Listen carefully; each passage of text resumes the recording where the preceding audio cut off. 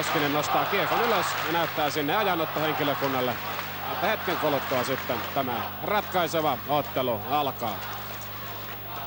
Kyllähän Lukolla on mahdollisuudet ollut tämä homma jo ratkaista paljon aikaisemminkin, mutta niin on vaan käynyt, että on ajauduttu tähän viimeiseen otteluun ennen kuin sitten selvitetään, ovatko Rauman pojat mukana mitaliotteluissa vai ei.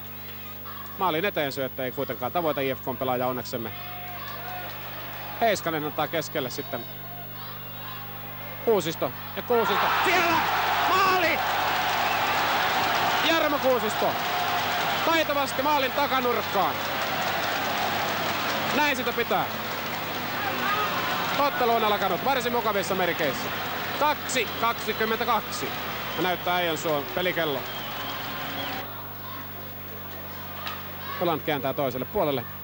Tuomenoksa heittää. Tulee Villalle, mutta tulee kuitenkin suoraan luistimeen.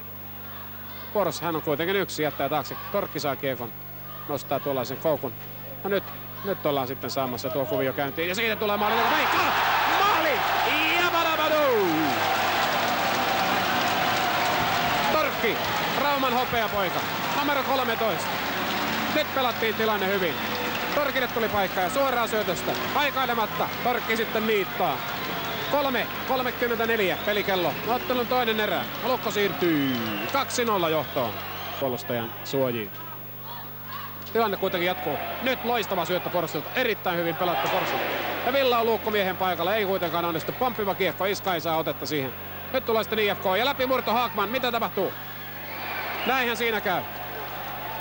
No näinhän siinä käy sitten, että kun tämä numero 20 pääsee läpi.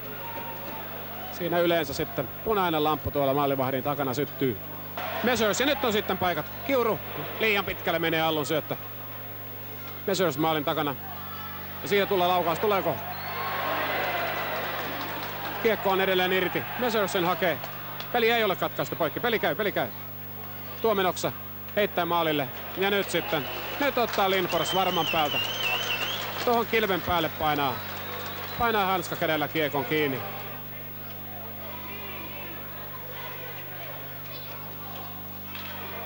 Vuori yrittää purkaa tilannetta, ei siinä kuitenkaan onnistu. Nyt on ote sitten IFK:lla. Stratsani hän laukaisee. Ja nyt tulee paha paikat. Myllys torjuu. Hyvä jamo. Järvi. Lepistö. Pehtonen. Ei laukaise, harhauttaa. Nyt laukaisee. Ja laukaisee päin Villaa.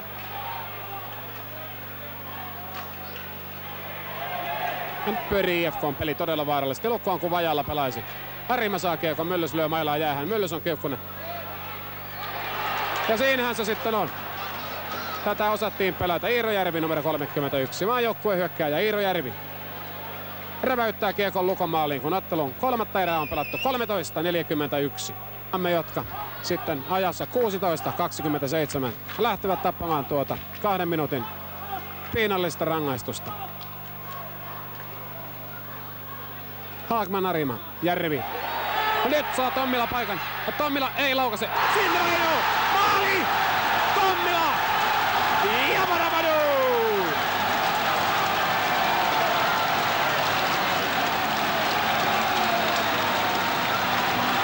En tiedä mistä löytää Esa Tommila sitten tämän kärsivällisyyden. Taitaa olla niin, että koko kauden aikana Tommila sitten veteli noita Amerikan mällejään. Ja jälleen kerran näytti siltä, että tuo hurja lämäri lähtee, mutta se oli valelaukaus. Ja tämä valelaukaus sitten petti Sakari Lindforsin, joka luuli, että laukaus tulee. Ei tullut. Kalle siirsi kiekon syrjään. Ja rauhallisesti rannelaukauksella sitten ohittaa Lindforsin. 16.39. 16.39. Ja nämä aplodit sitten tulee Tommilan Esalle. Rehdille raumalaiskiekkoilijalle. Lähtee yrittämään 6 pelaajalla sitten tasoitusta.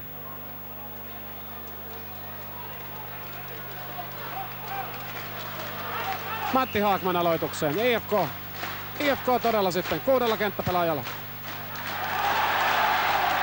Matti Fors voittaa aloituksen ja potkaisee kiekon sitten IFK:n päätyyn. Sekunnit kuluvat.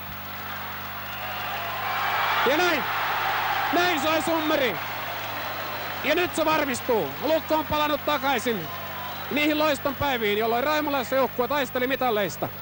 Teppo Rastion, Närä Jokisen, Pentti Rautaliinin, Aku Pekan ja muiden legendojen aika on palannut Äijänsuolle. Kävi jatkossa sitten miten tahansa, niin nyt voidaan olla tyytyväisiä ja onnitella Matti Keinosta ja koko Lukon porukkaa hienosta kaudesta ja kiittää myös kaikkia Lukon ystäviä. Taistelu jatkuu.